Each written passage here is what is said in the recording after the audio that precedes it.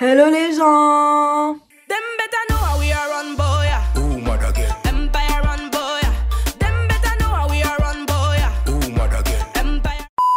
Donc aujourd'hui, on se retrouve dans une nouvelle vidéo spéciale Talk Baby.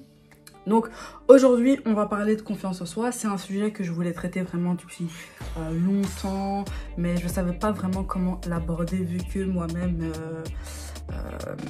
j'ai eu longtemps et souvent des problèmes avec cet aspect là. Moi après je me suis dit que ce serait bien que je vienne avec mon expérience personnelle, comme ça si certaines personnes peuvent se reconnaître via ce que moi j'ai traversé, tant mieux, autant en parler. Et je voulais aborder plusieurs points, mais je voulais plus me concentrer aujourd'hui sur le côté relationnel des choses, donc dans la vie de couple, quand on est célibataire, ce genre de choses là, parce que c'est vraiment un point qui est très important. Je reviendrai plus tard dans une autre vidéo où je parlerai des complexes et ce genre de choses, comment moi je me suis approprié mes complexes, comment je vis avec et comment j'ai fait mon petit bout de chemin, comment j'ai avancé, etc. Mais aujourd'hui, on va plus se consacrer à tout ce qui est aspect amoureux, relationnel et tout ça. Donc, on va commencer la vidéo sans plus tarder. Tout de suite, je ne sais pas si vous vous souvenez, mais il y a quelques mois, je vous ai sorti une vidéo qui s'appelle Cher Célibat, où en fait, j'avais écrit une lettre parce que je me sentais pas bien. Donc comme dans la vie il y a toujours des hauts et des bas, et ce jour-là je me sentais pas bien et je me suis dit pourquoi pas partager ça avec vous, parce que c'était vraiment un moment de ma vie où ça n'allait pas, et je vous ai partagé ce que je ressentais, comment tout simplement ce que je vivais, et j'ai eu quelques réactions par rapport à ça, et pour les personnes en tout cas qui m'ont soutenue par rapport à ça, je tiens à vous remercier d'abord pour commencer. Et voilà, mais donc voilà, j'ai fait vraiment cette vidéo là parce que je savais que beaucoup de personnes pouvaient se retrouver à travers ça. Et aujourd'hui j'ai repris cette lettre parce que ma vie elle a changé entre temps, elle a évolué, il y a des choses qui se sont passées. Maintenant je suis plus célibataire, mais ça j'en parlerai tout à l'heure. Et donc il y a énormément de choses qui ont changé par rapport à ça, et je voulais revenir sur les mots que je disais dans cette lettre parce que selon moi il y avait une certaine détresse dans les mots que j'ai utilisés, et je voulais analyser ça avec vous et repérer en tout cas tous ces aspects là de confiance en soi qui selon moi est primordial à traiter quand on est célibataire avant de se mettre avec quelqu'un ou avant espérer entamer une relation de couple, parce que pour moi c'est très important. Donc j'ai pris cette fameuse lettre, donc je vais pas vous la lire dans les détails, mais je vais reprendre des points en fait qui selon moi est intéressant à développer. Donc au début de la lettre, en gros je dis ce que je ressens, que je me sens pas vraiment pas bien, que je suis triste parce qu'il y a des moments où je me sens seule, où c'est difficile, et que j'ai souvent eu des moments comme ça dans ma vie, que malgré tout j'essaye quand même de voir le bon côté des choses, parce que c'est vrai que dans le célibat il n'y a pas que des côtés négatifs, dans le sens où je peux faire ce que je veux, je suis libre je suis libre d'aller où je veux quand je veux, je dépends de personne, j'ai de compte à rendre à personne, je fais mes choses, enfin voilà, il y a plein d'aspects positifs attraits à cette liberté là qu'il n'y a pas spécialement dans la vie de couple, mais c'est encore différent, c'est vécu d'une manière différente, et je dirais pas que l'un est mieux que l'autre, pas du tout, mais dans la vie on passe par différents stades, et je pense que c'est important de se sentir bien quand on est dans cette phase là, et c'est important d'apprendre à se connaître. Voilà, par exemple, tu as envie de faire une activité, et tu vas pas attendre que les gens soient libres pour faire l'activité si personne n'est disponible. Si tu veux le faire, vas-y, fonce, il faut que tu dépasses tes limites, que tu fasses ces trucs. Tu veux voyager mais t'as peur, vas-y. Tu veux, je sais pas, faire une activité de l'extrême mais t'es tout seul, vas-y. C'est ça en fait qui va pousser tes limites et qui tu vas faire que tu vas aller au-delà des choses et que tu vas te faire plus confiance en toi. Faut pas hésiter en fait à faire les choses sans les gens, parce que à ce moment-là, tu arriveras à être indépendant et à pouvoir faire les choses par toi-même. Moi, par exemple, il y a une part de moi qui fait que par moments, je suis assez solitaire, dans le sens où j'aime bien faire les choses mais seule. Donc, par exemple, si je vais faire mon shopping, mes courses, acheter mes produits capillaires, mon maquillage et tout, j'y vais toute seule. J'attends pas les gens. Je sais ce que je veux, je choisis. Si je dois me mettre devant le miroir, tourner 10 fois dans la cabine pour savoir si c'est bon, je prends ou je prends pas, eh ben, je vais le faire. Mais je vais pas spécialement tout le temps attendre d'avoir l'aval de quelqu'un. Est-ce que tu es disponible pour m'accompagner ou quoi? Parce que sinon, tu vas jamais faire les choses. Tu vas toujours rester à la maison et tu vas jamais découvrir le monde, je dirais. T'as envie d'aller au cinéma, il y a un sale film qui est sorti, aucun de tes potes n'est dispo, tu vas voir le film. Qu'est-ce qui t'empêche d'aller voir un film au cinéma que de le regarder à la maison? Ben rien, ben ça c'est pareil. Donc moi je pense que il faut vraiment essayer de se dépasser dans les craintes que l'on a vis-à-vis du fait de toujours vouloir être avec les gens pour faire des choses. Je pense que le fait de créer cette indépendance-là est quelque chose de très important. Après, maintenant, s'il y a des moments où tu te sens pas bien, il faut aussi pas que tu hésites à en parler.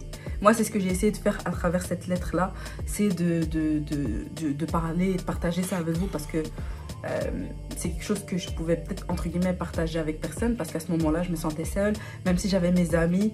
Mais pour moi, mes amis ne pouvaient pas me comprendre parce qu'ils n'étaient pas dans la même situation que moi. Parce que moi, j'étais, entre guillemets, la dernière des potes qui était encore célibataire. Et tous mes autres potes étaient casés ou étaient en couple depuis longtemps ou mariés ou ce genre de choses-là. Donc, c'est pas que je vivais à travers le regard des gens ou que je me comparais, mais c'est vrai qu'à certains moments, ça me pesait. Quand je sortais en soirée avec mes potes, j'étais contente de sortir en soirée avec mes potes, mais ils étaient tous accompagnés. Et leurs conjointes, je les connais tous, c'est mes potes aussi. Mais à un moment dans la soirée, quand tu vois qu'il y a un zouk là et que tout le monde est en train de lever là et que toi là t'es tout seul dans ton coin, ça te met mal à l'aise et tu te sens mal en fait vis-à-vis de ça. Et après t'as même plus envie de sortir avec tes potes et tu te renfermes aussi par rapport à ça parce que tout simplement t'as pas envie de ressentir ce sentiment là la fois d'après, mais tu le dis pas spécialement à tes potes. Moi c'est des sentiments que j'ai eu pas à plusieurs reprises, mais par moments où quand je sortais avec mes potes, je me sentais comme ça et ça me mettait tellement mal que je voulais plus sortir parce qu'au final, ça me faisait plus de mal que de bien. Donc, et ça me renfermait sur moi-même et je me disais que pour moi, ils pouvaient pas me comprendre parce qu'eux, ils étaient en couple, moi j'étais célibataire et qu'ils allaient me dire « Ouais, mais de toute façon, t'inquiète, ça viendra quand ce sera le bon moment, blablabla, quand tu t'y attendras le moins, blablabla. » C'est ce que tout le monde dit. Mais en soi, toi, tu t'en fous, tu veux que ça arrive et c'est tout, t'as pas envie. Tu pourrais passer pour la personne qui se plaint ou peut-être est jaloux des autres. C'est ce que je disais dans la lettre que c'est gentil de me dire ouais t'es une jolie fille, pourquoi t'as personne, pourquoi Nani, ouais blablabla, je comprends pas pourquoi t'es célibataire, mais enfin en fait mec tais-toi, juste laisse-moi tranquille et laisse-moi vivre mon célibat, arrête de me demander tout le temps est-ce que t'es en couple, est-ce que t'as rencontré quelqu'un, est-ce que nanani. Oui, je vais en parler avec toi si c'est le cas, si j'ai rencontré quelqu'un, mais ne me pose pas la question tout le temps en fait, parce que comme moi je suis mal à l'aise vis-à-vis de ça, ou que par moment ça peut me peser, eh ben, ça peut me mettre à mal en fait, et me faire plus ressentir cet aspect célibat comme si c'était une fin, alors que c'est archi pas une fin d'être célibataire. C'est des phases par lesquelles tu vas passer, de voir que tous tes potes, machin, essaient de te comparer et tout. Non, il faut éviter la comparaison en fait. Ça, c'est pas parce que tous tes potes sont en couple que eux, ils sont mieux logés que toi qui es célibataire. Comme j'ai dit, dans les relations, il y a des hauts et des bas et des moments où c'est facile et des moments où c'est difficile. Tu n'es pas dans la relation, donc tu ne sais pas ce qui peut se passer. C'est pas parce qu'ils sont heureux qui te montrent qu'ils sont heureux, que dans le fond ils le sont, ou qu'ils se disputent pas, ou qu'ils n'en ont pas marre l'un de l'autre, ou ce genre de choses. Donc c'est vraiment, il faut éviter de se comparer en fait, parce que chaque chose en son temps. Quand ce sera ton temps, ça viendra. Tu peux être chef d'entreprise à 20 ans et à 35 ans, tu vas mourir. Tu peux être chef d'entreprise à 40 ans et à 80 ans, tu vas mourir. Voilà, tu peux te marier à 25 ans, 5 ans après tu vas te divorcer, tu peux te marier à 30 ans et tu vas vivre toute ta vie mariée, on n'en sait rien. C'est vraiment aléatoire la vie, on ne peut pas prévoir les choses. Et c'est marrant parce que à ce moment-là, quand j'ai écrit cette lettre, je me souviens c'était en novembre, non, c'était en... Oui, c'était en novembre, début novembre je pense que j'avais fait cette vidéo, ou fin octobre. Et je partais en vacances au Portugal avec une copine à moi. Et je me mettais vraiment en cause par rapport à ça parce que je savais pas comment faire et c'est un moment que j'ai vécu qui était difficile et avec la force du destin, bah, la fin du mois, j'ai rencontré mon copain actuel. Donc, comme quoi, tout peut arriver dans la vie, en fait. C'est quand même fou comment la vie peut changer comme ça du jour au lendemain. Il faut pas se laisser aller. Je sais que par moments, c'est difficile et tout. On a tous nos moments où on n'est pas bien. Mais je pense vraiment qu'il faut garder quand même un peu d'espoir. Et ne pas hésiter à faire les choses par soi-même. Comme je l'ai dit, découvrir et tout. Enfin, moi, ça s'est fait par hasard comme ça. Je sortais, je terminais un taf. Je suis partie faire mon shopping. J'en ai profité pour passer par mon ancien boulot. Et c'est comme ça que j'ai rencontré. Donc, si j'avais pas fait cette démarche-là, peut-être que je l'aurais jamais rencontré. Ou peut-être que ça se serait fait des mois après. J'en sais rien de ce que la vie nous réserve.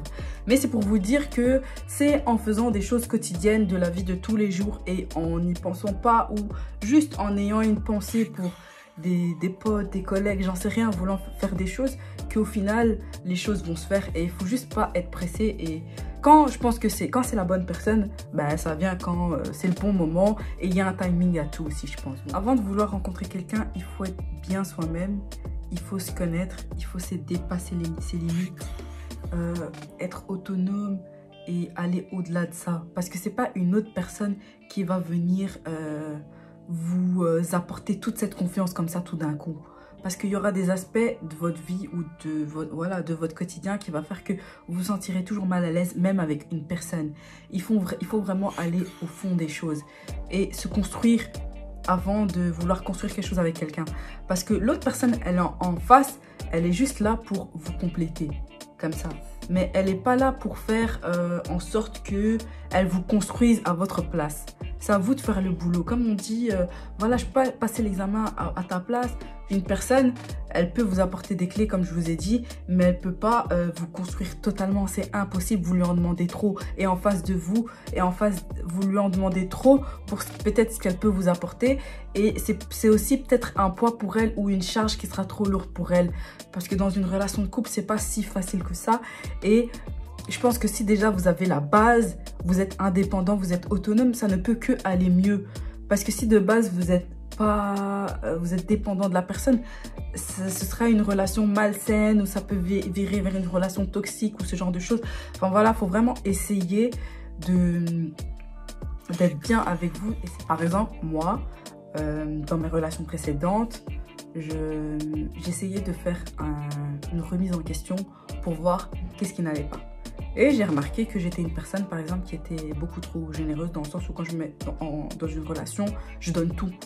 Et des fois, c'était en excès. Et ce que je donnais, je ne recevais pas. Donc du coup, j'étais dans une relation qui était inégalitaire. Parce qu'une relation de couple, c'est censé être comme ça. Un peu comme ça, un peu comme ça, un peu comme ça, un peu comme ça. Enfin voilà, c'est censé être sur plus ou moins le même pied d'égalité. Mais pas disproportionné, genre comme ça. Sinon, ça sert à rien en fait. C'est autant je donne, autant je reçois. Pas spécialement je vais recevoir de la même manière que je donne, mais différemment. L'amour, ça se donne différemment. C'est pas que par des gestes ou que par des cadeaux ou quoi que ce soit.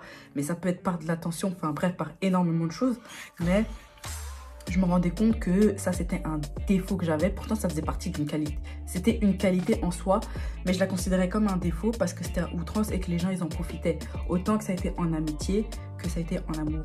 Donc du coup, moi, je me suis dit que je devais travailler ce point-là et faire en sorte que dans une prochaine relation, ne pas autant donner. Mais je me suis rendu compte que c'était impossible, que ça faisait partie de moi, que c'était ancré en moi et que je ne pouvais pas changer cet aspect-là. Mais à partir du moment où vous tombez sur la bonne personne, même si vous êtes généreux, vous donnez toute votre âme, l'autre en face pourra vous donner pas la même chose, mais plus ou moins l'équivalent. Tandis que si vous tombez sur des personnes qui sont malsaines, ah ben là, elles vont juste sucer toute votre énergie et voilà quoi.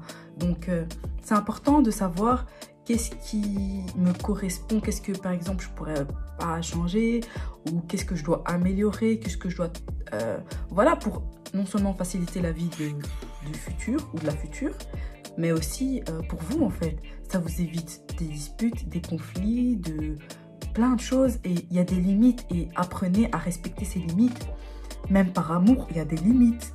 À un moment donné, faut pas exagérer non plus, tu vois. Je sais, la personne, tu l'aimes en face et tout, mais il y a des limites dans tout.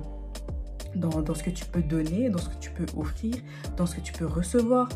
À un moment donné, si ça va trop loin, il faut dire stop, il faut parler avec l'autre, il faut communiquer avec l'autre. Les conseils que je vous ai donnés et que je répète, c'est vraiment de consolider d'abord votre intérieur avant d'accueillir. Il faut apprendre à pouvoir vivre une période de célibat marquée. Ça veut dire quand tu... Ça, c'est mon avis, c'est mon point de vue. Après, vous pouvez ne pas être d'accord avec ça. Mais moi, mon point de vue, c'est vraiment que quand tu as terminé une relation de couple, laisse-toi du temps, en fait. Laisse-toi du temps avant d'enchaîner une nouvelle relation. Je pense que chaque relation de couple terminée, après une rupture, tu passes par un petit deuil, entre guillemets, de ta relation. De l'acceptation que c'est fini, etc. Et pour moi, le fait que tu te remettes directement avec quelqu'un ou peu de temps avec quelqu'un d'autre, t'es pas passé à autre chose en fait. Et t'as pas eu le temps de te remettre en question, de savoir qu'est-ce qui n'allait pas, pourquoi ça s'est terminé, est-ce que ça peut refonctionner, si c'est mort, te laisser du temps tout simplement pour toi en fait. D'analyser les choses et peut-être de changer certaines choses pour t'améliorer.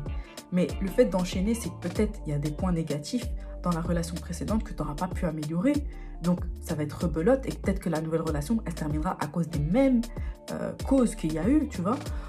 Ou voilà, ça peut être aussi malsain dans le sens où tu entames une nouvelle relation, mais tu as ton ex qui est encore présent dans ta tête parce que ça s'était fini il n'y a pas si longtemps que ça. Même si pour toi, c'est dead et que tu as envie de passer à autre chose et de changer, ben, c'est un peu malsain dans le sens où tu as à peine achevé ou terminé l'histoire précédente que tu entames déjà une nouvelle. Après, comme j'ai dit, c'est mon point de vue. Il y a des personnes qui n'arrivent pas à prendre le temps vraiment de réfléchir à ça et avant de se poser. Voilà, il y a des cas où voilà, ça fonctionne très bien et qu'au final, les personnes trouvent chaussure à son pied et que ça marche parfaitement. Et il y a des cas où ça marche pas. Je veux pas dire que c'est un échec à chaque fois pour ce genre de situation-là. Mais moi, je pense que c'est quand même important de se recentrer sur soi avant de se remettre avec quelqu'un. Surtout si ça a été une relation qui était chaotique ou toxique ou destructrice. De vraiment apprendre à se vider la tête, pouvoir peut-être faire confiance en une nouvelle personne. Parce que j'avoue, recommencer à zéro... réapprendre à connaître une personne que tu connais pas, des fois ça peut te bloquer et ça peut faire justement effet inverse, dans le sens où tu sois coincé dans une relation qui va durer... non, tu vas te coincer dans une situation où tu vas être célibataire pendant des années et que tu vas plus vouloir rencontrer quelqu'un tout simplement parce que tu n'auras plus confiance. Donc il y a des excès quand même, mais bon, il faut... quand même travailler sur ça et voilà, essayer de sortir comme je vous ai dit, parce que c'est pas en restant à la maison que vous allez rencontrer l'élu de votre cœur non plus, c'est pas en claquant des doigts comme ça, il va pas tomber du ciel hein. Donc si vous voulez vraiment rencontrer quelqu'un, poussez le destin entre guillemets, sortez, baladez-vous, faites un tour, même si vous êtes seul. Si ça arrivera, ça arrivera. Moi j'étais seule, ça arriva à ce moment-là quand je suis passée à mon ancien taf et voilà. C'était pas ni avec un pote, c'était pas ni des présentations, c'était pas ni nanana, voilà, ça arrivait comme ça. Donc c'est pour vous dire que même en étant seule, sans pour autant qu'il y ait un contexte ou des gens autour, ça peut se passer. Il faut juste avoir confiance en vous et vivre votre vie tout simplement, comme on dit, vivre sa best life. Et ça viendra tout seul. Donc voilà, j'espère en tout cas que cette vidéo vous aura plu. Je ne sais pas si j'ai parlé longtemps, mais je pense que c'était un sujet qui était assez important. Je me suis un petit peu éparpillée dans le sujet, mais j'ai dit le plus gros et le plus important. On se retrouve dans une prochaine vidéo. À la prochaine. Mouah.